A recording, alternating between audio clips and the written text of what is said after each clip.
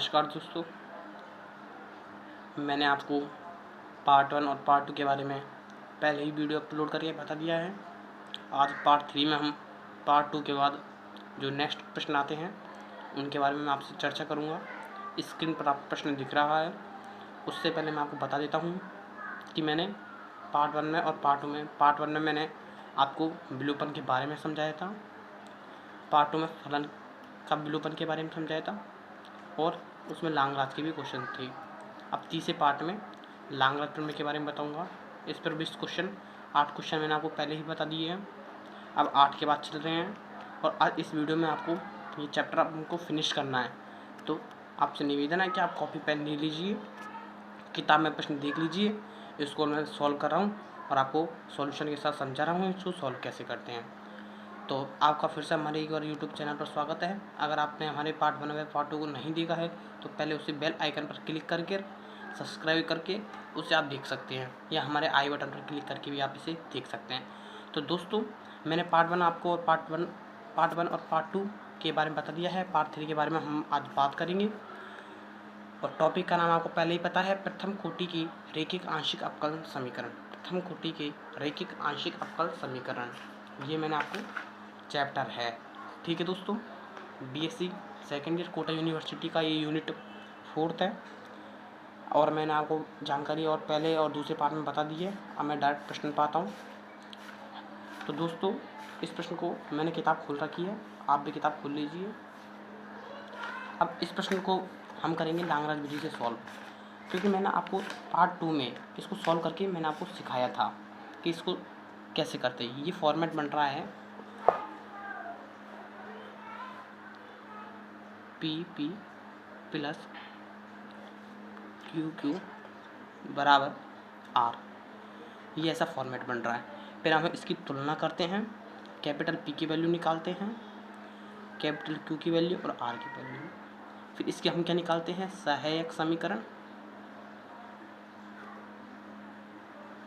जिसे बोलते हैं AA, अल्टरनेटिव इक्वेशन। P की वैल्यू इसमें से निकालेंगे तो P की वैल्यू आ जाएगी cos x plus Y, Q की वैल्यू हो जाएगी sin x प्लस वाई और R की वैल्यू हो जाएगी z। ठीक है दोस्तों, आइए इसको सॉल्व कैसे करते हैं। पहले यहाँ पे लिखेंगे, ऊपर वाली लाइन में लिखेंगे इस जगह लांगराज विधि से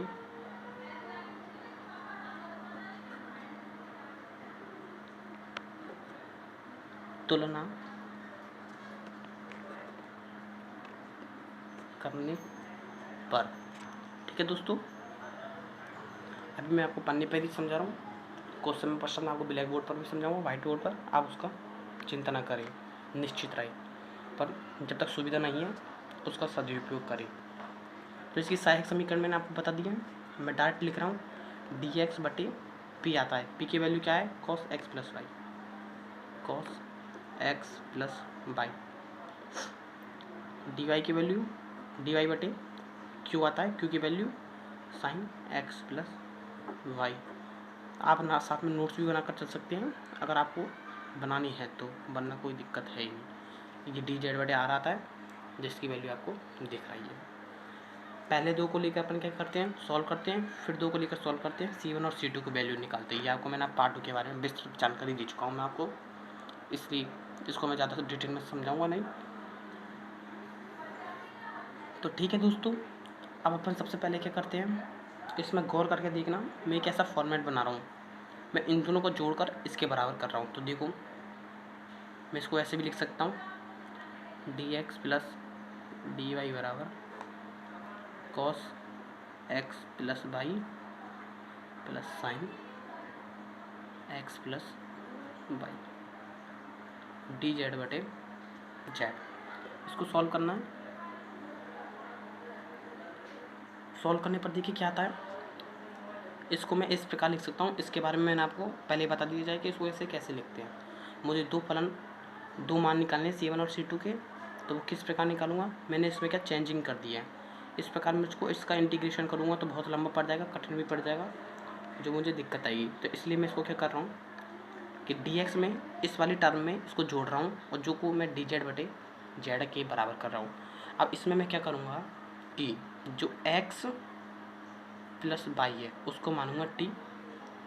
टी मानने से क्या होगा, देखते क्या होता है। तो इसका अपकलन करूँगा तो ये हो जाएगा D X plus D T, sorry D X plus D Y बराबर डी टी। समझ में आया? नहीं आया तो देखिए आगे, देखिए ये हो गया पन्ने। तो इसमें करूँगा तो इसकी जगह मैं क्या लिख सकता हूँ, डी टी। टी हो गया डी टी बटे cos T plus sign T बराबर में डी जेड बटे जेड। आया आपको समझ में? अब गौर करके देखना, इसमें मैं क्या करता हूँ। ये है, मैं इसको ये लिख सकता हूँ क्या, D Z D T, sorry D T बटे √2 साइन टी प्लस π/4। इसे लिख सकता हूँ ऐसे। आपको समझ में नहीं आया होगा मैंने ये कैसे लिख दिया, तो देखते हैं। ये है cos t plus sign T. इसमें मैं क्या कर रहा हूँ, √2 से ऊपर नीचे मल्टीप्लाई कर रहा हूँ। अब √2 है, नीचे भी मैं √2 को भाग दूंगा तो मैं √2 को अंदर लेके जाता हूँ। तो 1/√2 cos t plus sign T बटे √2। समझ में आया? ये मैंने इसको लिख दिया। अब देखो इस √2 की वैल्यू क्या होती है, 1/√2 का मान क्या होता है, साइन π/4 और cos π/4। तो देखो मैं इसको क्या लिख सकता हूँ, इसको लिख सकता हूँ साइन π/4 और इसे लिख सकता हूँ cos t। ऐसे ही 1/√2 है, मल्टीप्लाई में ही है, तो 1/√2 को इसमें लिख रहा हूँ मैं cos π/4 और साइन t। ठीक है दोस्तों, अब ये फॉर्मूला बन गया sine A cos b plus cos a sine b। ये हो गया sine A cos b plus cos a sine b। इसका सूत्र होता है साइन a प्लस b, और ये मैंने इस चीज़ को यहाँ लिखा है। समझ में आ गया? इसको मैंने कैसे लिखा है, आ गया ना आपको? नेक्स्ट स्टेप की मैं बात करता हूँ। ठीक है, तो ये इसको मैं लिख लिया 1/√2। इसका इंटीग्रेशन करूँगा टी के सापेक्ष, तो ये 1/√2 कांस्टेंट है, बाहर आ जाएगा, ये हो जाएगा cosec t plus π/4 d t integration 1/z dz। इतना समझ में आ गया? समझने के बाद अगला, अब ये सूत्र बन रहा है, जब इंटीग्रेशन हम कोसेक x प्लस π/4 का इंटीग्रेशन करते हैं तो ये आता है log 10 t प्लस 2 π/8। इस सूत्र को मैंने डायरेक्ट लिख दिया, ये आपको याद करना पड़ेगा। और अगर आपको इसकी विस्तृत जानकारी चाहिए तो मैं इंटीग्रेशन मतलब समाकलन और अपकलन के बारे में एक वीडियो बनाऊंगा जल्दी, उसे अपलोड कर दूंगा, जिसमें आप देख लेना कि ये कैसे आएगा। वैसे बीएससी का स्टूडेंट हूँ, इसलिए इसको बताने की मुझे आवश्यकता नहीं है। इसका इंटीग्रेशन करूँगा तो log z plus log c1। समझ में आ गया दोस्तों? आगे अब t की वैल्यू मुझे रखनी है। t की वैल्यू करने क्या मानी थी, x प्लस वाई, तो इसमें रख दीजिए। तो ये 1/√2 log 10 x/2 y/2। समझ में आ रहा है आपको? जहाँ तक बिल्कुल समझ में आ गया होगा आपको, पूरा मैंने स्टेप बाई स्टेप समझाया है। अब इसको मैं डायरेक्ट लिख रहा हूँ, ये इसके बटे में जाएगा और इसके बटे में जाएगा। तो देखिए चलो करके बता देता हूँ आपको। ये 1/√2 है, ठीक है। ध्यानपूर्वक देखना मैं इसे कैसे कर रहा हूँ, ध्यानपूर्वक देखना मैं इसे कैसे कर रहा हूँ। देखो दोस्तों, ये 1/√2 है, बटे में। अगर ये ओनली √2 होता तो ये 10 के ऊपर चले जाता।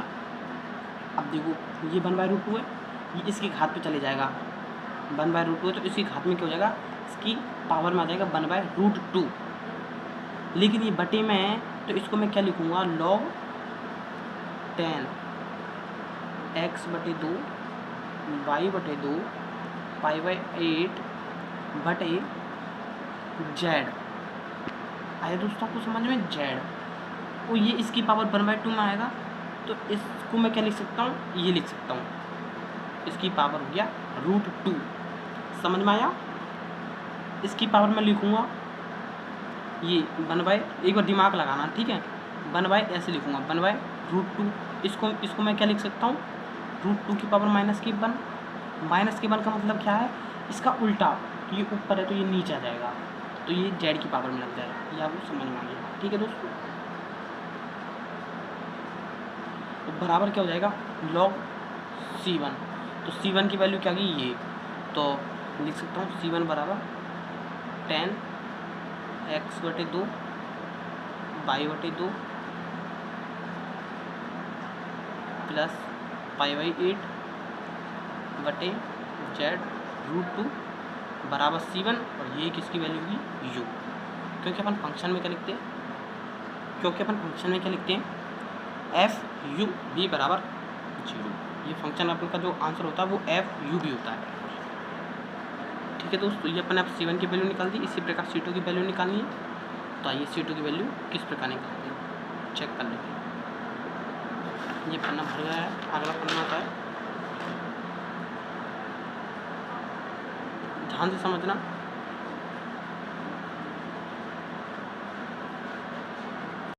दोस्तों इस फॉर्मेट आप देख लीजिए, पहले मैंने क्या करा, इन दोनों को जोड़ा और इसके बराबर कर दिया। अब दूसरे में स्टेप में क्या करूँगा, इन दोनों का जो अंतर है इसी को मैं इसके जोड़ के बराबर करूँगा। कैसे करूँगा, dx माइनस के dy बराबर dx प्लस dy। तो देखो पुनः ये हो गया, पुनः dx प्लस की dy। आप मान देख लीजिए, किताब लेके देख लीजिए आप, मैं इसमें आपको डायरेक्ट समझा रहा हूँ। डायरेक्ट क्या, मैंने अभी बताया ही है आपको, ठीक है दोस्त, बराबर dx माइनस के dy cos x plus y minus के साइन x प्लस की y, ठीक है दोस्तों। अब इसको सॉल्व करना है, तो सॉल्व करने के लिए मैं क्या कर रहा हूँ, इस वाले का किधर मल्टीप्लाई कर दे रहा हूँ, सॉरी इस वाले का इधर मल्टीप्लाई कर दे रहा हूँ। तो देखो क्या होता है, cos x plus y minus cos minus sign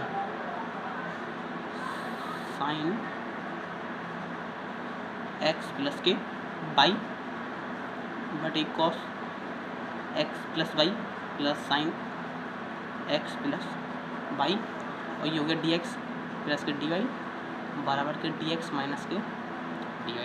अब वही x प्लस y को मैं t मानूंगा, जिससे इसका अपकलन करने पर क्या हो जाएगा, dx प्लस के dy बराबर के dt। ये आपको मैंने पहले बता दिया, इसलिए आवश्यकता नहीं इसको दोबारा से बताने की। तो ये क्या हो जाएगा ऊपर cos t माइनस के sine t plus cos t plus sine t, ये क्या हो गया dt। समझ में आ रहा है दोस्तों, dt होने के बाद अब ये dx माइनस के dy एज इट इज आ जाएगा। आ रहा है ना आपको अंदर समझ में? अब देखो, अभी इसमें गौर करके देखना, नीचे का समाकलन ऊपर बन रहा है cos t का। मैं अब इसको मैं क्या करूँगा, पहले इसको और कुछ मान लो फंक्शन y मान लो, फिर इसका अपकलन करो, तो इसका क्या हो जाएगा sin t, इसको हो जाएगा cos t, cos t का तो हो जाएगा माइनस का sin t, और sin t का हो जाएगा cos t, जो ऊपर वाला फॉर्मेट बन चुका है। तो इसका क्या आंसर हो जाएगा, log, मैं डायरेक्ट बता रहा हूँ, log cos t प्लस के sin t, और इसका क्या हो जाएगा x माइनस के y प्लस के log c2। आ रहा है दोस्तों आपको बिल्कुल समझ में? अब इसमें जो बेस ई है वो इस जगह चले जाएगा, तो ये क्या बन जाएगा cos x plus y, direct लिख दे रहा हूँ आप, तो इनके मान धर दूँगा, साइन x प्लस y, ये e की पावर में चले जाएगा, जो इससे किस में आ जाएगा, और ये e की पावर, और ये e की पावर x माइनस के y नीचे आ जाएगा। आपको समझा देता हूँ कैसा आया। ये x माइनस y है, तो मैं इसको क्या लिख सकता हूँ, log e की पावर x माइनस y, मतलब ये इसकी घात में लिखा है, तो ये इस जगह आ जाएगा, तो इसका मान क्या हो जाएगा 1, और क्या बचेगा x माइनस y, ये वाली संख्या इस जगह आ जाएगी, तो ये cos t बटे sin t बटे e की पावर x y। ये समझा दिया मैंने आपको, ये कैसा आया, ये C2 वैल्यू हुई। और व्यापक हल में आप लिख देना u और v बराबर के 0, ये इसका क्या हो गया व्यापक हल। तो व्यापक बल f की वैल्यू क्या आई थी अपन पहले देख लीजिए आप वीडियो को पॉज करके, पहले क्या आई थी x/2 बटे y/2 बटे पाई बाय 8, और ये जेड की खातिर √2 कॉमा, और ये वाली राशि आप इसमें लिख दीजिए बी में। तो बी में लिखने पर ये क्या हो जाएगी, ध्यान देकर देखना, cos x plus y sine x plus y बटे की पावर x माइनस वाई। ये आपका सॉल्व हो गया प्रश्न। दोस्तों अब मैं जो 10वां प्रश्न है वो आपको किताब में बता दे रहा हूँ। देखो प्रश्न को गौर करके देखना, क्लीन दिख रहा है आपको प्रश्न, क्लीन दिख रहा है। ये लिख रहा है x डी जेड बटे डी एक्स, इसको डील बोलेंगे ना कि डी, और फिर बाई डी जेड बटे y plus t d z बटे टी, और बराबर e z plus x y बटे टी। इसमें वो पहले इसका क्या लैग्रेंज में से अपन वो निकालेंगे। अब इसमें एक और राशि और आ जाती है, उसमें पी क्यू आती है। अब इसमें एक और मान लो कोई भी, आप जेड मान लीजिए या टी मान लीजिए, अपन ने इसमें क्या मान लिया, टी मान लिया इसमें प्रश्न में। तो मैं आपको समझा रहा हूँ इसमें, क्योंकि प्रश्न ज़्यादा सिंपल है, लिखने से थोड़ा टाइम बढ़ जाएगा और कुछ बात नहीं है। अगर आपको दिक्कत आती है तो मुझे कमेंट में बता देना, मैं इसकी थोड़ी और बता दूंगा कॉपी में करके। तो सहायक समीकरण इसकी क्या हो जाएगी, डी एक्स बटे एक्स, ये पी तो है, मैंने पी की वैल्यू आपको क्या बताई थी कि डी जेड बटे डी एक्स। तो पी की वैल्यू हो गई एक्स, बाई की जेड, और टी क्या मान लीजिए, मतलब टी की कुछ भी मान लीजिए। ये जैसे कोई फंक्शन मान लो, डी टी का फंक्शन है, तो डी टी का फंक्शन है तो इसको आप कोई भी राशि मान लीजिए, एक्स मान लीजिए, मतलब आर मान लीजिए, आर मान लीजिए, और इसको एस मान लीजिए। अच्छा राशि को अपन एस मान लेते हैं। तो ये एक्स नीचे जाएगा, बाई नीचे जाएगा, टी नीचे जाएगा, और ये राशि अच्छा एस आ जाएगी। अब इसमें 4 राशि बन गई है, मतलब 4 टर्म्स इसमें आ चुकी है। 4 टर्म्स आने के बाद अपन की इसमें कितने समीकरण बनेंगे, 3 समीकरण बनेंगे। इसमें 3 आपके समीकरण बनेंगे। तो पहले इन दोनों को सॉल्व कर लीजिए, फिर इन दोनों को सॉल्व। देखो इसने कौन कौन सी कर रखे, पहले प्रथम 2 पद ले रखे, तो इन दोनों पदों को इसने ले लिया है। तो वही इसका log x माइनस के log y, मतलब y अपॉन x बराबर C1, log x बराबर के log y माइनस के C2, कुछ मान लीजिए कांस्टेंट राशि है, इसने इसके हिसाब से माना है, इसलिए कोई प्रॉब्लम नहीं है। इसमें माइनस के C2 इसलिए माना, C1 इसलिए माना है क्योंकि ये वाली राशि इस जगह आ जाएगी और ये इस जगह आ जाएगी। तो y अपॉन x बराबर C1। वैसे अब ये कांस्टेंट राशि कांस्टेंट कुछ भी हो सकती है, चाहे माइनस में हो चाहे प्लस में हो, जो कांस्टेंट है वो कांस्टेंट ही रहेगी। इसी प्रकार प्रथम और तृतीय, प्रथम के साथ इतने तीसरे ले लिया, तो इसके साथ क्या बन जाएगा, टी अपॉन एक्स बराबर C2। इसने डायरेक्ट सॉल्व करके बता दिया, इसमें कुछ नहीं है। एक्स की जगह एक्स और वाई की जगह टी आ जाएगा, और इसने माइनस की वही माइनस की log C2 ले लिया, C2 की जगह आ जाएगा, तो टी अपॉन एक्स हो जाएगा, तो टी अपॉन एक्स बराबर के C2। अब इसने क्या करा है कि प्रथम और चतुर्थ पदों को लिया है, पहले के साथ 4 पदों को इसने लिया है, 4 पदों को लिया है। तो इसने वही डी एक्स बटे डी जेड बटे ए जेड, ये इसने ये राशि लिख दी है। अब इसको गौर करके कर देखना, इसने कैसे लिख रखा है, डी जेड है, डी एक्स को इस जगह ले गया, और ये वाली पूरी राशि को इस जगह ले गया। मतलब इसको मैं आपको करके बता देता हूँ। तो दोस्तों ये राशि आपको किताब में दे रखी है, मैंने किताब थोड़ी रेडी कर ली है, कोई दिक्कत नहीं है। अब इसने ये एक्स को डी एक्स को इस जगह लेके जा रहा है, और ये पूरी राशि को इस जगह लेके जा रहा है। तो देखो डी जेड बटे डी एक्स बराबर के ए जेड प्लस के एक्स वाई बटे टी कोष्टक बंद बटे एक्स। तो ये क्या हो गया, डी जेड बटे डी एक्स ए प्लस के वाई अपॉन टी। आया दोस्तों आपके समझ में, ये मैंने कैसे किया। दोस्त मैंने गलत लिख दिया है, ये ए एक्स नहीं है, ये ए जेड है, इसलिए मैं कंफ्यूज हो गया था, इसको मैंने करेक्शन को सही कर लिया है। तो ये एक्स एक्स नहीं कटेगा, ये ए जेड बटे ये एक्स, ये एच डी कटेगा। ठीक है दोस्तों, अब ये वाली कोई जगह लेके जा रहा हूँ, तो डी जेड बटे डी एक्स माइनस के ए जेड बटे एक्स बराबर के बाई अपॉन टी। तो ये किताब में देख लीजिए, किताब में ये वाली राशि सेम सेम आ चुकी है, देख लीजिए डी एक्स डी जेड बटे डी एक्स माइनस के ए एक्स जेड बराबर बाई अपॉन टी, और ये मैंने आपको सेम देखो ये आपको दिख रही है। अब आगे प्रश्न की बात करता हूँ। तो दोस्तों आगे के नेक्स्ट स्टेप में क्या है, ये यहाँ तक मैंने आपको समझा दिया है। अब इसने क्या किया है, पहले इस क्वेश्चन को और दूसरे क्वेश्चन को आप गौर करके देखोगे, अगर मैं इसका सेपरेट भाग दे देता हूँ, इसमें इसका भाग दे देता हूँ, तो नीचे से एक्स एक्स कट जाएगा, तो क्या बचेगा बाई अपॉन टी, क्या बचेगा बाई अपॉन टी बचेगा। तो बाई अपॉन टी को मैं क्या लिख सकता हूँ, C1 बटे C2, तो ये मैंने लिख दिया। अब इस फॉर्मेट को आपको देखना पड़ेगा कि फॉर्मेट बन रहा है डी जेड बटे डी एक्स माइनस के ए जेड बटे एक्स इंटू जेड बराबर के कांस्टेंट। ये बन रहा है रेखिक समीकरण। अब जो ये रेखिक समीकरण, ये प्रथम बुक इसकी जो अवकलन के नाम से है, उसमें इसके बारे में विस्तृत जानकारी है। जब मैं वो किताब आपको पढ़ाऊंगा तो इसके बारे में मैं फुल आपको डिटेल बता दूंगा। अभी मैं इसको डिटेल में ज़्यादा नहीं समझाऊंगा। ये ऐसा ही क्वेश्चन पिछली वाली पार्ट 2 में वीडियो में आया था, जो मैंने आपको हल्का सा समझा दिया था। इसमें आपको एक और बार समझा देता हूँ। इस वाली फॉर्मेट में क्या होता है, जो इस जगह होता है वो इस जगह होना चाहिए। इस जगह बाई है तो इस जगह बाई होना चाहिए, मतलब इधर अगर डी जेड है तो ये जेड का फंक्शन है। तो इसका जो जेड है इसका एक्स के सापेक्ष अवकलन हो रहा है इसको, और जो ये जेड है जिसके सापेक्ष अवकलन हो रहा है, जिसका अवकलन हो रहा है वो उस जगह आना चाहिए। मतलब डी जेड बटे डी एक्स माइनस के ए एक्स बटे जेड बराबर C1 बटे C2।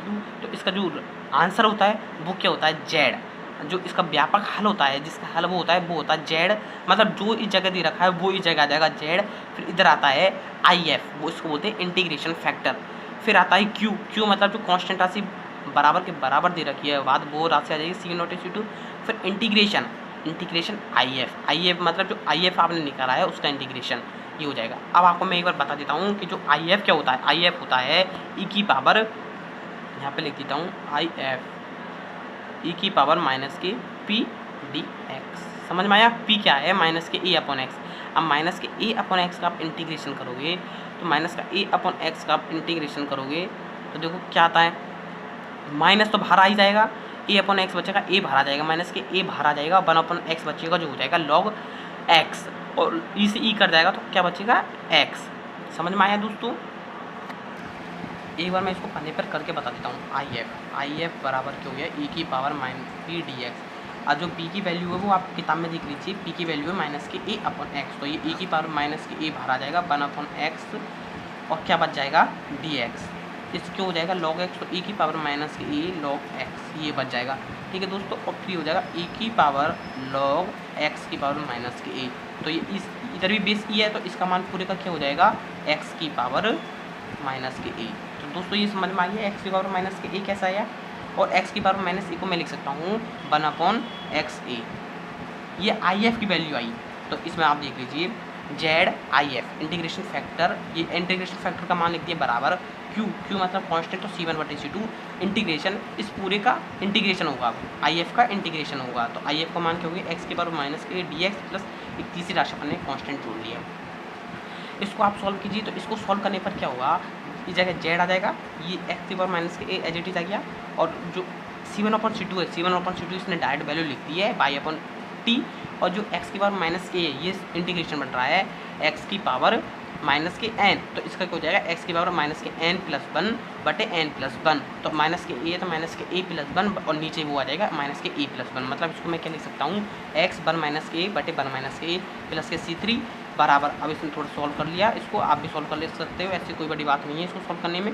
तो ये C1 की वैल्यू आएगी, ये वाली जो राशि इसको इस जगह लेके आया, तो ये आपका बाई अपॉन एक्स C1 की value, T upon x C1 के बाद C2 की वैल्यू, और फिर C3 की वैल्यू आएगी। मैं आपको ये मैंने किताब में मैंने आपको ये समझा दिया है, आपको जहाँ तक मैंने आपको पूरी डिटेल के साथ मैंने समझाया, इसमें मैंने कोई भी स्टेप खाई नहीं है, मैंने आपको सारी एक एक स्टेप खोल के मैंने आपको बताई है। बस फ़र्क इतना है कि मैंने इसको आपको किताब में समझाया, मैंने कॉपी में नहीं समझाया। अगर मैं इसको कॉपी में समझाता था तो थोड़ा समय लेके चल जाता, और मुझे इस वीडियो को इसी वीडियो में ख़त्म करना है। वीडियो तो अभी लंबी, एक लेक्चर नॉर्मली 40-50 मिनट का होता है, ये मेरी खिंच जाएगी, इसलिए मैंने आपको इसमें बता दिया। तो अगला क्वेश्चन देखते हैं दोस्तों। मेरी लास्ट क्वेश्चन है 11वां, इसको भी मैं आपको किताब में ही समझा रहा हूँ, कॉपी में समझा नहीं रहा, उसके लिए हम आपसे क्षमा मांगते हैं, लेकिन मैं आपको इसमें समझा रहा हूँ किताब में। आपको चिंता मत कीजिए, आपको ये पूरी किताब में आपको पूरी डिटेल में समझा रहा हूँ और आपको समझ में आएगा, ये मुझे गारंटी है। अगर फिर भी आपको थोड़ा डाउट आता है तो आप मुझे कमेंट बॉक्स में कमेंट करके मुझे बता देना, मैं बेशक आपको इसकी पूरी फील्ड डिटेल के साथ आपको बता दूँगा। ये मेरी email ID onlinewestpoint1@gmail.com पर आप मुझे इस पर बता सकते हैं। तो देखो दोस्तों, अब वो ये वाला इसी तरह, ये जो मैंने आपको पहले समझाया था उसी तरह से। तो देखो पहले इसके सहायक समीकरण निकाल लिया, अब इसमें क्या लास्ट क्वेश्चन चल रहा है इसलिए ये डायरेक्ट बता रहा हूँ मैं आपको। मैं डिटेल में तो आपको मैं इस वाले जो पहला इससे सेकंड लास्ट क्वेश्चन समझाया था, मैंने आपको उसमें डिटेल में बताया था। अब इसमें भी मैं आपको डिटेल में तो क्या बताऊँ, मुँह से बोल ही रहा हूँ, जो उसका ध्यानपूर्वक सुन लेना। पहले वो लाग्रांज विधि से हम इसकी तुलना करेंगे, PQR, और जो कोई भी आप एक अलग से फंक्शन मांगते हो उसकी आप वैल्यू निकाल सकते हो। कुछ भी मान लीजिए S मान लीजिए, तो इसने इसको P मान लिया, तो dx1 बटे x2, ऊपर तो कुछ भी हो, ऊपर तो कुछ भी हो, कोई दिक्कत वाली बात नहीं है। इस अपने उसमें dx dy dz मान लेते, अब इसमें वो अलग राशि मान ली, इसको आप x मान सकते हो, इसको y मान सकते हो, इसको z मान सकते हो, कोई दिक्कत नहीं है। अब इस अपने x के टुकड़े कर लिए dx1 dx2 dx3, तो dx1 बटे p, तो p की वैल्यू ये हो गई dx2 बटे q और dx3 बटे r और dz बटे क्या हो गया, कोई x राशि आप कॉन्स्टेंट मान लीजिए। अब इसको भी ये चार आपके पास समीकरण हो चुके हैं, चारों से आपको तीन मान निकलेंगे, तो इसमें क्या करा इसने इसको तीनों के बराबर कर लिया। मतलब इसको मैं क्या लिख सकता हूँ, इस वाली राशि को मैंने इसमें से घटाया, तो dz में से dx1 घटाया तो ये बन गया x2 x3 कट गई, तो माइनस का आएगा, तो माइनस के z x माइनस के x1 माइनस कॉमन ले लिया। इसी प्रकार ये वाली राशि आ गई, इसी प्रकार ये वाली राशि आ गई, जो तीनों आपस में बराबर होगी। नेक्स्ट वाले पे देखते हैं। अब दोस्तों अब इसमें क्या एक और स्टेप अपन ने मान लिया है, बाकी की स्टेप मानिए उन तीनों को अपन ने चेंज करके एक और स्टेप मान लिया। तो इसमें क्या कर दिया, जो नीचे वाली अपन ने इससे लास्ट जो एक समीकरण आया था उसको सबको जोड़ दिया, तो जोड़ने पर देखो ये आ गया dx1 + 2x2 + dx3 + के dz, और ये z 3 हो जाएंगे। इसी प्रकार 3 कॉमन ले लिया तो ये आ गई। अब पाँचवीं तथा अंतिम पद से तो जो पाँचवा अपन का पद आया था dz माइनस के dx1 बटे z माइनस के x1 और लास्ट वाला पद ले रहे, तो इन दोनों को सॉल्व करने पर ये वाली राशि आई। क्यों आई, क्योंकि नीचे का समाकलन ऊपर बन रहा है, आप गौर करके देख लीजिए। क्योंकि इसको आप t मानोगे तो वही z माइनस x1 का क्या हो जाएगा dz माइनस के dx1 और माइनस के बाहर आएगा, तो ये आपका माइनस के बाहर आ गया। और ये वाली राशि देखो इसका क्या हो गया, नीचे का समाकलन ऊपर हो गया, तो इसने देखो डायरेक्ट कर दिया, इसका हो जाएगा log x1 + x2 + के x3 + के z और 1/3 है जो इसके हाथ में चल गया, और इसमें जो माइनस है इस जगह मान ले log c1, तो ये c1 बटे z माइनस की x1 ये वाली राशि एडिट आ गई। ये इसकी मल्टीप्लाई में, मैं आपको बता देता हूँ इसने गलत कर रखा है, ये इसकी मल्टीप्लाई में सॉरी ये इसके मल्टीप्लाई में नहीं है, माफ़ करना, ये इसके मल्टीप्लाई में नहीं है, ये बराबर है। अब इसके c1 बटे z माइनस के x1 बराबर के x1 + x + के x3 + z 1/3 बराबर के लैम्डा 1/3 ये मान लिया। अब इसी प्रकार आप गौर करके देखना ये वाली स्टेप क्या है, ये वाली स्टेप ये है, मतलब इसको आप सॉल्व करोगे तो ये वाली राशि आएगी x1 + x2 + x3 + z। तो इसी के साथ पहले पाँचवें तथा अंतिम पद को लिया था, अंतिम पद यही है और इससे वाला पद पाँचवें। थोड़ी लाइट की आपको प्रॉब्लम आ रही है, उसके लिए मैं आपसे फिर से माफ़ी मांगता हूँ। इसमें आप ध्यान रखना, ये वाली मैंने आपको स्टेप समझा दी, इस स्टेप में आपको ध्यान रखना कि जो x1 x2 और x3 है ये इसको सॉल्व करोगे तो ये राशि आएगी। इसी के साथ आप चौथे पद को ले लीजिए और इसी के साथ तीसरे पद को ले लीजिए, और जब चौथे और तीसरे पद को आप सॉल्व करोगे मतलब इस जगह क्या आ जाएगा dz माइनस के dx2 और इस जगह आएगा z माइनस के x2, तो आप सॉल्व करोगे तो वही c2 बटे z माइनस के x2 और c3 बटे z माइनस के x3, तो और ये राशि तो वो सेम आएगी, तो इसने लैम्डा मान लिया, आप इसको सेम ले सकते हो। और फिर अभी इसका व्यापक करना क्या हो जाएगा f(u)(v)w, और u मतलब c1 c2 c3, तो आप इसकी वैल्यू रख सकते हैं। ये आपका प्रश्न हो गया है, मैंने आपको इसको किताब में ही मैंने आपको समझा दिया है। दोस्तों ये क्वेश्चन मैंने आपको बता दिए है। अब इसी पार्ट में, इसी प्रश्नावली के अंदर प्रथम कोटि के रैखिक आंशिक अवकलन में अपने लास्ट 2 क्वेश्चन बचे हुए हैं। अब जो 2 क्वेश्चन है वो है पृष्ठ समाकलन, हेडिंग में लिख देता हूँ,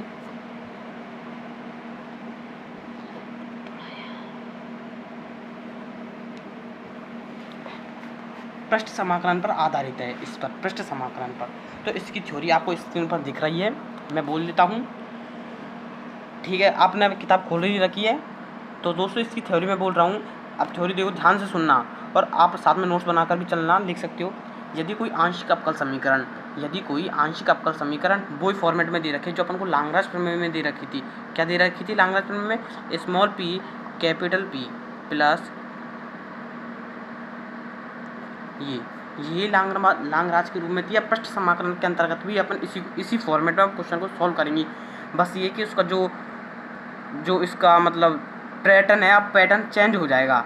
तो ध्यानपूर्वक सुनो, यदि कोई आंशिक अवकल समीकरण PP प्लस QQ बराबर R के रूप में हो, यदि कोई आंशिक अवकल समीकरण इस फॉर्मेट के अंतर्गत हो, तो इसके 2 हल अपन क्या निकालते, C1 और C2। ये मैंने आपको पूरी डिटेल के साथ बता दिया है, ठीक है। ध्यान से सुनना, यदि कोई आंशिक अवकल समीकरण आपको इस फॉर्मेट के अंदर दे रखी है तो अपन को वो 2 हल तो निकालने ही है, C1 C2। लेकिन C1 C2 निकालने के बाद क्या होता है, सुनो, तो इसके 2 हल C1 तथा C2 हो तो दिए गए वक्र से इन हरों को, इन चरों को गुजारने पर C1 और C2 का विलोपन करके प्राप्त समीकरण पृष्ठ समाकलन कहलाती है। मैं दोबारा से बोल देता हूँ, यदि कोई आंशिक आपका समीकरण आपको इस फॉर्मेट में दे रखी, मतलब प्रश्न इस फॉर्मेट के अंदर देगा, तो फिर उसमें क्या आपको C1 और C2 के मान निकालने पड़ेंगे। तो अपन निकाल लेते हैं C1 और C2 का मान। तो इसके अंदर इन वक्रों को, तो दिए गए C1 और C2 जो मान इनके प्राप्त होंगे, इनको दिए गए वक्र, ये मान लो ये कोई वक्र है, ये इक्वेशन जो समीकरण है ये वक्र है, तो इसमें गुजारने पर C1 और C2 का इसका विलोपन कर दिया जाता है। तो ये क्या कहलाती है? पृष्ठ समाकलन। अब C1 और C2 तक आप निकालोगे तो इससे पहले पार्ट में मैंने आपको जो 11 क्वेश्चन समझाए हैं वो उस तरह से सोल्व हो जाएंगे, और उस C1 और जो C2 का अपन मान प्राप्त करते हैं और इनको जब विलोपन कर देंगे, मतलब जो अपने ये मान प्राप्त करे इनको हटा देंगे, इनका विलोपन कर देंगे, तो वो क्या बन जाएगी? पृष्ठ समाकलन बन जाएगी। तो आइए इसका एक बार क्वेश्चन सॉल्व कर लेते हैं। स्क्रीन पर आपको थ्योरी दिख रही है, ये आपको समझ में आ गई होगी, और अगर समझ में नहीं आई तो आपको प्रश्न के साथ ही आपको समझ में आ जाएगी। तो दोस्तों आपको मैंने इसकी थ्योरी बताई दी है। अब क्वेश्चन की मैं बात करता हूँ, तो आप किताब में देख लीजिए क्वेश्चन क्या लिख रखा है। क्वेश्चन लिख रखा है,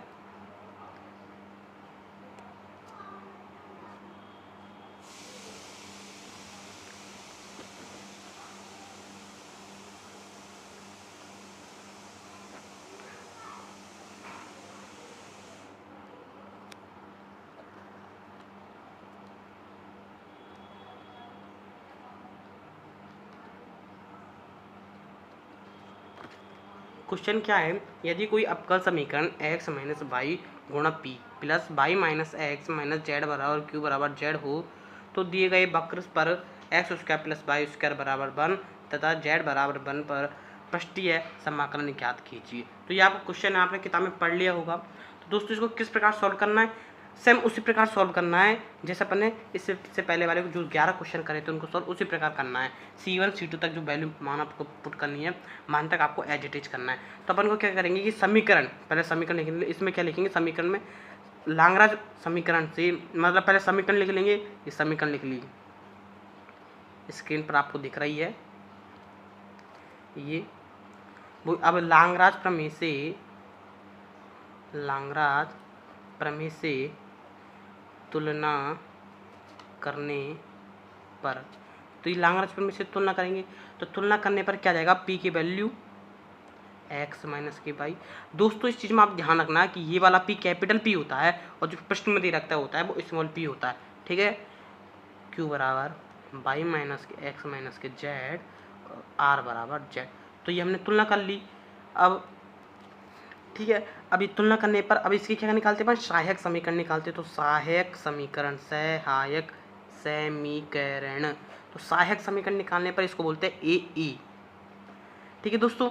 तो वो सहायक समीकरण क्या होती है? dx बटे पी। अब मैं p की वैल्यू रखता हूँ डायरेक्ट x माइनस के वाई dy बटे q, तो q की वैल्यू होगी y माइनस के x माइनस के z, और बराबर dz बटे r की वैल्यू हो गई z। अब दोस्तों इसमें आप गौर करके देखना कि इसको मुझे क्या इसका समाकलन करना है। अगर मैं ऐसे समाकलन करूँगा तो ये बहुत लंबा पड़ जाएगा और होना भी नहीं। तो मैं क्या कर देता हूँ कि ऊपर वाली राशि को, तीनों ऊपर वाले अंशों को जोड़ देता हूँ और नीचे वाले हरों को जोड़ देता हूँ और अंतिम पद से इसको बराबर कर देता हूँ। तो इसको मैं क्या लिख रहा हूँ? चूंकि दिस इम्प्लाइज दैट कि dx प्लस dy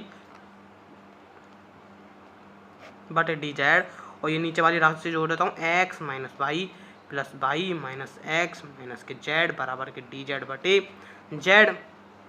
अब ये देखो सब कट गई, इधर से ये कट गया और z भी कट रहा है प्लस के z, इससे ये कट गया। तो ये क्या बचा? नीचे 0 और इधर मल्टीप्लाई हो जाएगा। तो ये मल्टीप्लाई होकर क्या बच जाएगा? dx प्लस के dy प्लस के dz बराबर के 0। तो इससे क्या निष्कर्ष निकला? इसको समाकलन करेंगे तो x plus Y plus z बराबर के C1। तो C1 की वैल्यू, एक वैल्यू आपके C1 की आ चुकी है। इसको डाल देते समीकरण नंबर 2। अब अंतिम दो पदों से लेंगे, तो अंतिम दो पद ले लेते हैं, ये वाले पद ले लेते। तो अंतिम यहाँ पे लिखेंगे अंतिम दो पदों से, तो अंतिम दो पदों से लिखेंगे। तो देखो दोस्तों क्या होता है, ये पहला पद हो गया dy बटे वाई माइनस के एक्स माइनस के जेड बराबर के dz बटे z। दोस्तों अगर आपको समझ में नहीं आ रहा है तो आप हमें कमेंट बॉक्स में करके बता दीजिए। मैं आपको स्टेप बाय स्टेप सारे टर्म्स, आपको जो सारे समीकरण हैं सारे लिख के बता रहा हूँ एक एक चीज़। फिर भी मैं आपको ज़्यादा समय नहीं ले रहा हूँ और हमारी वीडियो को पूरा भी देखना आप, और हमें कमेंट बॉक्स में ज़रूर करके आप बताना कि वीडियो आपको कैसी लग रही है। और आपको कोई भी अगर PDF चाहिए इसकी, इस प्रश्नावली की, इस यूनिट की आपको PDF चाहिए तो आप हमें कमेंट बॉक्स में कमेंट कर बता सकते हो, या मेरी ईमेल ID onlinebased.1@gmail.com पर भी आप आपकी मैसेज या प्रतिक्रिया भेजकर हमें जाहिर कर सकते हो। तो आगे बात करता हूँ, मैं इनकी तुलना कर रहा हूँ, तो अब इसका मुझे क्या करना है, इंटीग्रेशन करना पड़ेगा। अब इसमें मुझे y के सापेक्ष इंटीग्रेशन करना पड़ता है, तो इसलिए मुझे x और z को हटाना पड़ेगा। तो x और z को मैं समीकरण नंबर 1 में आप देख लीजिए कि मैं इस C1 को इस जगह लेके जा रहा हूँ और x और z को इस जगह लेके जा रहा हूँ। तो इधर तो हो जाएगा माइनस के x और माइनस के z, और इधर हो जाएगा y माइनस के C1।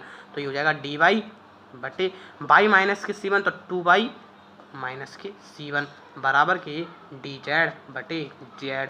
ध्यान रखना मैंने डायरेक्ट लिख दिया, कैसा आया, इस वाली समीकरण में मैं C1 इधर ले गया और x और y इस ले गया जो माइनस के हो गए, और माइनस होने पर मैंने x और z इधर ले गया, तो इनकी वैल्यू मैंने रख दी। तो क्या आया, y माइनस के C1 और y बाई 2y और माइनस के C1 ये मैंने लिख दिया। अब इसको सॉल्व करेंगे, तो दोस्तों इसको सॉल्व करते हैं तो देखो क्या आता है, ध्यान से देखना, बहुत ही ध्यान से। अब देखो मैं इसे डायरेक्ट बता रहा हूँ, इसमें क्या करेंगे कि अपन इस नीचे वाली संख्या को t मानेंगे, तो t माने पर क्या हो जाएगा, 2y माइनस C1 बराबर के t।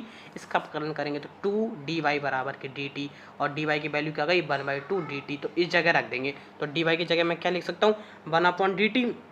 मतलब देखो आपको बता ही देता हूँ, आपके शायद समझ में नहीं आया होगा, ये मैं देखो ऐसे उदाहरण समझा रहा हूँ। इसको मैंने t माना, इसका अपकलन करूँगा तो 2dy, ये 0 हो जाएगा क्योंकि कांस्टेंट राशि है, और dy का क्या हो गया 1/2 dt।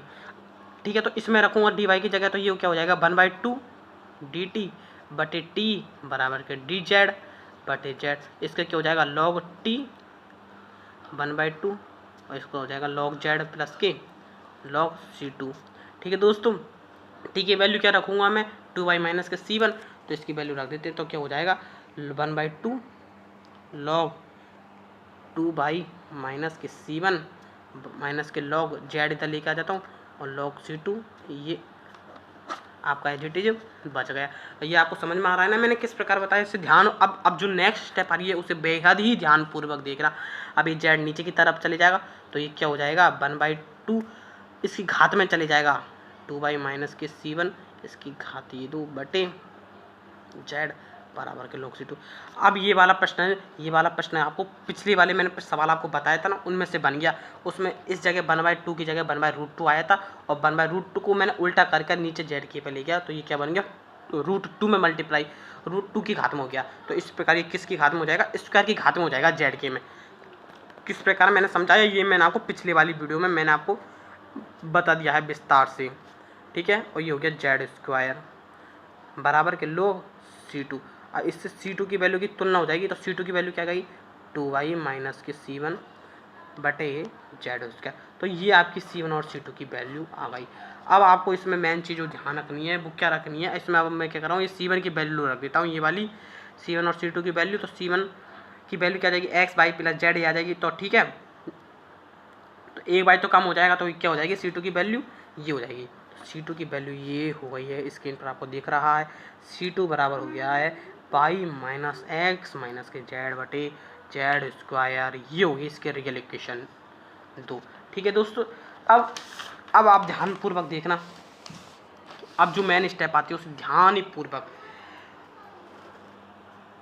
अब दोस्तों जो मेरी पहली और दूसरी समीकरण बनी है उसमें मुझे इनका प्रयोग करना है। ये आपको किताब में दे रखा है कि ये स्क्रीन पर आपको दिखा है x square plus y square बराबर 2, और ये आपको वक्र दे रखे हैं, इनका प्रयोग करना है। तो पहले तो हमें z बराबर 1 की बात करेंगे, तो z समीकरण नंबर 1 में पहले z बराबर 1 रखेंगे, तो C1 की वैल्यू क्या आ जाएगी x प्लस वाई बराबर के C1 माइनस के 1। तो देखो एक समीकरण क्या बन गई z बराबर 1 पर, तो z बराबर 1 पर क्या हो गया, देखिए आप इसको तरीके से कॉपी में उतार सकते हैं। तो ये हो गया x प्लस वाई बराबर के C1 माइनस के 1, समीकरण नंबर 3। इसी प्रकार दूसरी समीकरण क्या बन जाएगी, ये वाली C2 में रखेंगे z बराबर 1, C2 कहाँ गया ये रिया, z बराबर 1 धरेंगे तो क्या बन जाएगी y माइनस के x बराबर के C2 प्लस के 1। ये आपकी हो गई ये वाली स्टेप। ठीक है, इसको मैं एक बार दोबारा से उतार के, तो ये आपको समीकरण 3 और 4 दिख गई है। अब मैंने इसको सॉल्व कर लिया है, अब मैं आपको बता देता हूँ। तो देखो अब अपन एक फार्मूला जानते हैं, ये फार्मूला है ये फार्मूला क्या है कि चूँकि x प्लस वाई का whole square plus y minus x का होल स्क्वायर होता है 2x² प्लस के y²। आप इसे सॉल्व करोगे तो ये आपका प्राप्त हो जाएगा। ये चीज़, ये सबसे बड़ी मैन है। आपको क्या करना है, C1 और C2 का विलोपन करना है। तो वो इस प्रकार आपको विलोपन करना है कि इसमें C1 और C2 का मान आ जाता है और किसी भी चर राशि x y z नहीं आनी चाहिए।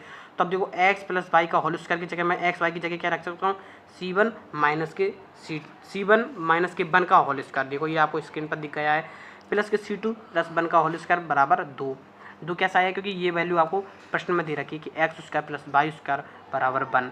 ठीक है, अब इसका मैंने सॉल्व कर लिया है तो होल स्क्वायर खोलकर ये प्राप्त हो गया है मुझे। अब समीकरण नंबर 1 और 2 से मुझे क्या करना है, C1 और C2 का विलोपन करना है। C1 और C2 का विलोपन करेंगे तो ये वाली राशि आ जाएगी x plus y plus z का स्क्वायर और this minus this plus this. ठीक है, अब इसका z की पावर 4 का लघुत्तम आ जाएगा। लघुत्तम आने के बाद z की power 4 x plus y plus z का square plus y minus x minus z का स्क्वायर माइनस 2z की power 4 x plus y plus z plus 2z square y minus के z माइनस के x, क्योंकि z square लघुत्तम आए, z की power 4 लघुत्तम आएगा जिससे z स्क्वायर कट जाएगा। तो ये आपका प्रश्न होता है कंप्लीट। दोस्तों पहला क्वेश्चन मैंने आपको बता दिया है पूरी तरीके से। अब जो तीसरा सवाल है, जो दूसरा सवाल है मैं उसको मैंने आपको स्क्रीन पर पूरा सॉल्व करके लिख दिया है। अब इस जो सवाल है, इस सवाल को मैं आपको बता देता हूँ। ठीक है, तो इस सवाल में आपको ये प्रश्न दे रखा है कि x y² plus z into P minus by x² plus z गुणा q बराबर x² माइनस की y² इंटू z। और इसमें दे रखा है कि जो वक्र दे रखी है वो x प्लस y बराबर 0 तथा z बराबर 1 से हमें पृष्ठीय समाकलन अपन को ज्ञात करना है। तो वही आंसर में हम सबसे पहले क्या लिखेंगे, हम सबसे पहले लिखेंगे लांगराज प्रमेय से समीकरण नंबर, इसको समीकरण डाल लेना कि इस समीकरण की तुलना करने पर और p की वैल्यू और q की वैल्यू और r की वैल्यू आप निकाल लेना। तो p की वैल्यू आ जाएगी, q की वैल्यू ये आ ही रही है और r की वैल्यू कांस्टेंट जो अपन के पास आ गई है। और मैंने इसको सहायक समीकरण से, सहायक समीकरण dx बटे p, तो dx बटे ये वैल्यू रख दी, dy बटे q की वैल्यू रख दी, dy बटे z की वैल्यू मैंने ये रख दी। अब इसे सॉल्व करने के लिए अपन को क्या करना पड़ेगा, C1 और C2 की वैल्यू निकालनी पड़ेगी, फिर इनका विलोपन करना पड़ेगा। तो C1 और C2 की वैल्यू कैसे निकालते हैं, जब अपने पास दो समीकरण होती है हम क्या करते हैं, अब अपने पास कितने समीकरण है, 3 समीकरण है, तो 3 समीकरण से हम 2 मान प्राप्त आसानी से ज्ञात कर सकते हैं। 3 समीकरण से 2 मान आसानी से प्राप्त कर सकते हैं। तो 3 समीकरण से अब इसको आप सोल्व करोगे समाकलन को, तो आपको क्या डिफ़िकल्ट पड़ेगा, तो डिफ़िकल्ट पड़ेगा, इसलिए इसको अच्छी तरीके से सॉल्व करने के लिए आप इसे गौर करके देखोगे। इसको आप x से गुणा करो और इसको y से गुणा करो, इसको x से गुणा करो, इसको y से गुणा करो और इसको आप किसी से भी गुणा मत करो। इसको आप x से मल्टीप्लाई करो ऊपर नीचे, इसको y से मल्टीप्लाई करो और इसको एज इट इज लिख दो। इसको इन दोनों को जोड़ देते हैं और तीसरे वाली राशि को घटा देते हैं। तो दोनों को जोड़ते हैं x dx plus y dy minus dz और नीचे आप सॉल्व करोगे तो x² y² z, तो ये दोनों आपस में क्या हो जाएगा, कट जाएगा, ये माइनस क्यों हो जाएगा और इस प्रकार ये सब आपस में राशि कट जाएगी और नीचे बचेगा 0 और इसकी तुलना हम अंतिम पद से कर लेंगे। तो अंतिम पद से तुलना करने पर ये मान आ जाएगा, ये 0 इस जगह चले जाएगा, पूरा मान 0 हो जाएगा। तो इसका अवकलन करेंगे तो x² बटे 2 y² बटे 2 माइनस की z और लघुत्तम 2 आएगा जो 2 इस जगह चले जाएगा और जाने से क्या हो जाएगा कि ये हो जाएगा x² प्लस y² माइनस के 2z बराबर के C1 और जो 2 आएगा वो इस जगह, जो 2 आएगा वो इस जगह चले जाएगा RHS वाले पद में और जिससे वो 2c से मल्टीप्लाई हो जाएगा। मतलब जो कांस्टेंट को आप किसी से मल्टीप्लाई कर दो, कांस्टेंट तो कांस्टेंट ही, और जो ये 0 है वो RHS वाले पद में चले जाएगा, जिससे पूरा मल्टीप्लाई होकर 0 हो जाएगा। और इसका समाकलन आप करोगे तो x² y² माइनस के 2z बराबर के C1, इसका x² बटे 2, इसका y² बटे 2 और जो 2 मल्टीप्लाई इससे हो जाएगा और 2 इससे मल्टीप्लाई होकर, मतलब जो अपने कोई राशि मान ली, जो भी गो संख्या आती है उसको एक राशि मान ली C1 मतलब कांस्टेंट। ठीक है दोस्तों, इसी प्रकार अब इसी प्रकार हम क्या देखते हैं कि अब दूसरी चीज़ हमको लेनी है। तो दूसरी कैसे लेंगे, देख लीजिए, आ जाओ देख लीजिए। तो दोस्तों इस वीडियो में मैंने आपको पहले समीकरण आपको बता दिए। अब दूसरे समीकरण किस प्रकार ज्ञात करते हैं तो देखिए, अब इस समीकरण में जो ये x है मैं इसको ऊपर लिख रहा हूँ, इस y है इसको भी ऊपर लिख रहा हूँ और z को मैं नीचे लिख रहा हूँ। तो नीचे लिखने से क्या होगा, देखिए ज़रा, देखो अब ये मैंने ऐसे लिख लिया डी एक्स बटे एक्स और वाई स्क्वायर बटे जेड, ये मैंने यहाँ लिख दिया डी वाई बटे वाई, तो ये माइनस के इस प्रकार मैंने यहाँ लिख दिया, और डी जेड बटे जेड इसको मैंने ऐसे लिख दिया। अब इसको आप देखोगे तो इन तीनों को अपन जोड़ने पर, इन तीनों को जोड़ने पर नीचे वाली जो राशि है वो कट जाएगी, मतलब डी एक्स बटे एक्स प्लस डी वाई बटे d y plus d z बटे जेड बटे, अभी इस वाई स्क्वायर से ये वाला वाई स्क्वायर कट जाएगा, इस जेड से ये जेड कट जाएगा, तो ये एक्स स्क्वायर से ये वाला एक्स स्क्वायर कट जाएगा। तो क्या बच जाएगा, नीचे जीरो बच जाएगा, और इसकी तुलना अंतिम पद से आप कर लीजिए। अंतिम पद जो अंतिम पद है वो इसके बटे में जो जीरो आ रहा है डी एक्स बटे एक्स प्लस डी वाई बटे वाई प्लस डी जेड बटे जेड बटे जीरो जो आ रहा है वो इस वाली राशि में गुणा होकर चले जाएगा। सिमिलरली डायरेक्ट इसी प्रकार होगा, तो इधर क्या बच जाएगा, इसका इंटीग्रेशन करेंगे तो log x plus log y plus log z plus log बराबर लॉग C2, और ये मल्टीप्लाई होकर C2 की वैल्यू क्या आ जाएगी एक्स बाई जेड। अब आप प्रश्न में देखिए, प्रश्न में आपको दो समीकरण दे रखी है, प्रश्न में आपको क्या दे रखी है, दो समीकरण दे रखी है, एक्स प्लस वाई बराबर 0 तथा जेड बराबर 1। ये वक्र है, इन वक्रों को आप इस समीकरण से आपको उनको गुजारनी है, और गुजारने पर पृष्ठीय समाकलन आपको ज्ञात करना है। तो देखो पहले ये वाली समीकरण और इस वाली समीकरण हम जेड बराबर 1 रखेंगे, तो जेड बराबर 1 पर आप देख लीजिए, जेड बराबर 1 पर क्या आ रहा है कि x square plus y square बराबर के C1, और ये 2 आ रहा है वो इस वाली मैं यहाँ पर ले गया। और इसी प्रकार दूसरे वाली समीकरण में आप देख लीजिए, दूसरे वाले समीकरण में जेड बराबर मैं 1 रख रहा हूँ, तो एक्स वाई बराबर C2 ये वैल्यू आ गई। और अपन जानते हैं कि एक्स प्लस वाई का स्क्वायर, अब आपको ऐसी चीज़ करनी है कि जो C1 और ऐसा समीकरण आपको दिमाग से बनाना पड़ेगा, इससे कोई तरीका नहीं है इसका सॉल्व करने का कोई भी ऐसा तरीका नहीं है कि आप इसको सॉल्व कर सकते हो। तो इसका आपको मन में ही सोचना पड़ेगा कि आप C1 और C2 का विलोपन किस प्रकार कर सकते हो। तो आप दिमाग लगा लीजिए कि जो C1 की वैल्यू आपको इस प्रकार आ रही है या और C2 की वैल्यू इस फॉर्मेट में आ रही है, तो आपको कोई मतलब ऐसी चीज़ हो कि x square plus y square की जगह ये चीज़ लिख सकते हैं और एक्स प्लस वाई स्क्वायर की जगह ये वाली वैल्यू लिख सकते हैं। तो देखो दोस्तों, जो एक्स प्लस वाई है का होल स्क्वायर अपन करते हैं तो क्या आता है, x square plus y square plus 2xy। तो x square plus y square की वैल्यू रखेंगे तो C1 प्लस के 2, और 2 तो ये आ गया, और एक्स वाई की वैल्यू C2, ये आपने सॉल्व करा तो ये C1 और C2 की समीकरण बन गई, पूरी कंप्लीट समीकरण बन गई C1 और C2 की। अब इसमें क्या करेंगे, C1 और C2 का विलोपन कर देंगे, C1 की जगह ये आप वैल्यू रख दीजिए, C1 का जो वैल्यू है वो हो गया, पन्ना उड़ रहा है हवा से, C1 और C2 की जो वैल्यू रखेंगे तो वो क्या हो जाएगी, एक्स स्क्वायर प्लस के वाई स्क्वायर माइनस के 2, ये C1 की वैल्यू, ये 2 प्लस के 2 एक्स बाई इस 2 से 2 कट जाएगा, तो ये क्या बचेगा, वही आपकी वो समीकरण है वो बन जाएगी। तो ये इसका आंसर हो गया। तो दोस्तों मैंने ये पूरा चैप्टर आपको कंप्लीट समझा दिया है। अगर ये आपको फिर भी समझने में आपको थोड़ी दिक्कत आती है, अगर आपको इसकी यदि आपको इसकी PDF की आवश्यकता है तो हमें कमेंट बॉक्स में करके आप बता दीजिए, या हमारी email ID onlinebestfriend1@gmail.com है, उस पर आप बताकर हमें आपकी प्रतिक्रिया जाहिर कर सकते हैं। और आपको ये वीडियो अच्छी लगी तो इसे लाइक कर दीजिए और अपने दोस्तों में इसे शेयर कर इसे सब्सक्राइब कर दीजिए। तो बहुत बहुत धन्यवाद, आपने ये वीडियो देखी। अब हम अगले चैप्टर की आपसे बात करेंगे नेक्स्ट टॉपिक में। तो बहुत बहुत धन्यवाद।